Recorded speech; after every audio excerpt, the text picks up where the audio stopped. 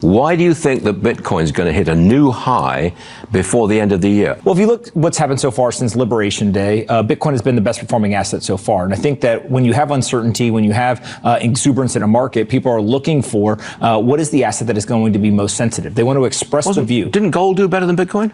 Gold has done better over year to date, but Best performer since Liberation Day cherry picks the window. YTD gold still beats BTC. Frame matters. not since Liberation Day. And I think that an important part of this is when people are looking for a directional bet, they want the thing that is most sensitive, the thing that will move the most. And Bitcoin definitely does that. Now, the nice thing about Bitcoin and gold is they tend to move in the same direction at the same time. So if gold is going up, Bitcoin is going up, Bitcoin just happens to go up more. Same happens on the downside as well. And so what I think we're really headed here is we're going to get 1 to 2 interest rate cuts through the end of the summer. I think you're going to start to see some trade deals get announced, some positive. BTC as high beta gold is real. Correlation spikes in risk on, but BTC's drawdowns hit 236 harder downside.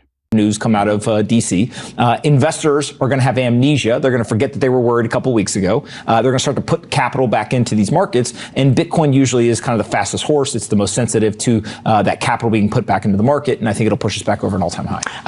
Bessent, the Treasury Secretary, he says that recession fears are media-driven. What do you say? Pricing in 1 to 2 cuts by summer is aggressive.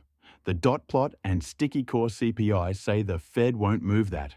100%. I mean, if you think about two major components to this, if you went and you polled people 2 weeks ago, they would have told you that the world was ending. I mean, it's hilarious to me that the stock market is up over the last 12 months and people are talking about the Great Depression. Like, give me a break, right? And so if you go and you take a look at this, is the media, the mainstream conversation is very much kind of fear.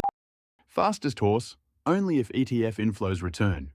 Without spot demand, BTC's beta cuts both ways on thin liquidity. Mongering, because that was what was in vogue. That was the consensus. And they started to outlaw dissent. And so anytime that I see them outlawing the dissent, it was blasphemous to say that, no, actually everything will be okay.